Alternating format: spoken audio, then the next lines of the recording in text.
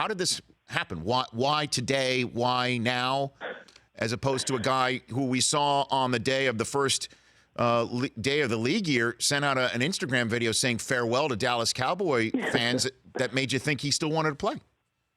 So 2 answers to that question. The first one about why now. So I'm just looking at the calendar and what I know about the TV and PR world. So you had March Madness, the Final Four, the championship game, and then you have the Masters, the Par 3 tournament on Wednesday. The Masters starts on Thursday. This was the only day, today was the only day where there was nothing scheduled for CBS.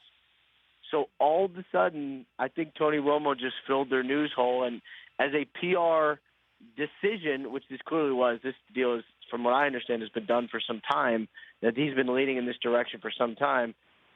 This is basically a pretty savvy PR move from CBS to do it all today. And I don't know for a fact that he's going to be at the Masters, but it would surprise me if he is not. So, yeah, because obviously these things can't be like, Romo last night decides, you know what, I'm just don't want to play football anymore, and, calls his agents, says, get Les Moonves on the phone. And, no, these things take a while to hammer out.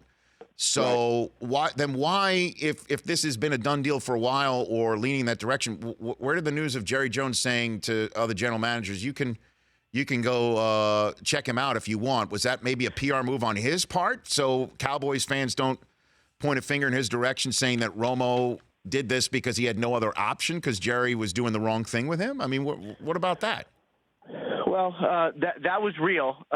He did send out a notice. I've seen it to general managers around the league, seeing if they wanted to talk to Romo. It really sounded like that was the last-ditch effort, and really an effort for Romo to see who is interested, or more importantly, who is not interested. The Texans and Broncos were very quick to privately say we're not trading for him.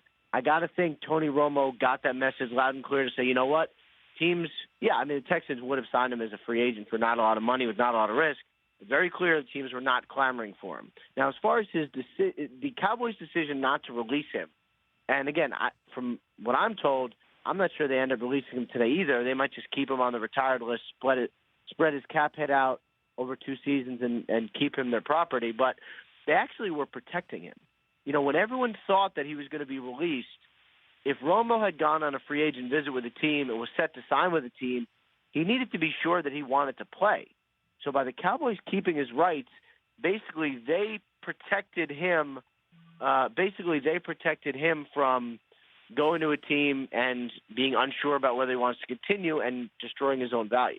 The Cowboys actually did do right by him by just keeping him as their property. Interesting. The Rich Eisen Show, weekdays at noon Eastern on Audience.